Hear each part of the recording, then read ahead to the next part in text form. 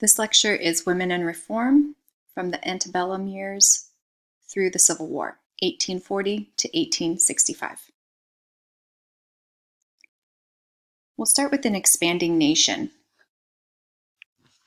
By the mid-19th century, pro-slavery forces in the South were eyeing the West. They wanted the territory that would become California, Arizona, New Mexico, and they knew the only way to get it was to go to war with Mexico.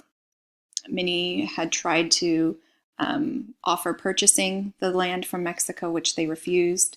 And so the only way to really get this land was through a war with which President Polk promised.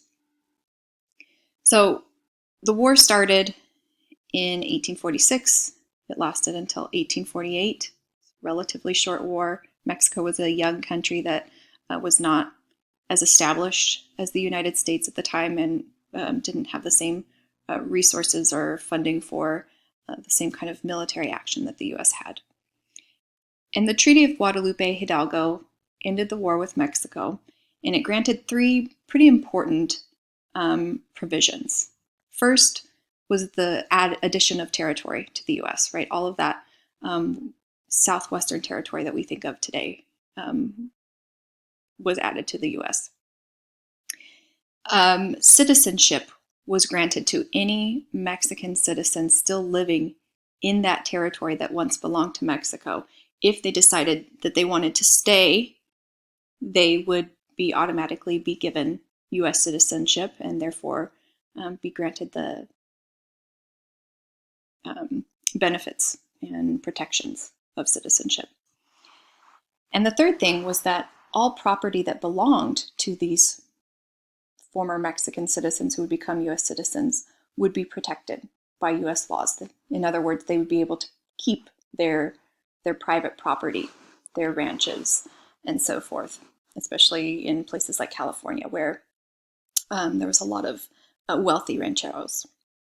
So this is important because what we see is as more and more people are flooding into the West, especially after the discovery of gold in 1848 in California, a lot of these property laws get squashed. A lot of Anglo-white Americans come in and are able to use the courts to take a lot of property from these Mexican American people. And what we see is the development of a hierarchy, a social hierarchy that resembles in some ways the American Southeastern social hierarchy, where white Anglo Americans are at the top and people that are non-white are below them. So a little bit of a similarity there. So overall, what we see is as more Americans are flooding into the West, on their wagons, as you are reading about, coming as family units, they're now taking away and sort of vying for the land that belonged to the Native Americans and also the former Mexican citizens. We also see with this expansion a greater loss of Native American land and therefore autonomy over their tribal ways and their economic way of life. We see the women, the Native American women, really bearing the brunt of this.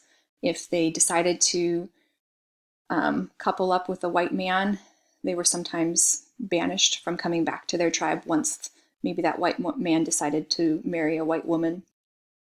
They worked as prostitutes or domestic servants and really were kind of on the outskirts of this society that was becoming in the West. And especially in places like California, where you have people from the American East coming in to try to strike it rich with the discovery of gold, but also international or foreign travelers coming to California, Sacramento, and San Francisco, a really much more diverse population and society starting to develop, where the complexity of this racial, ethnic / now immigrant hierarchy is starting to develop.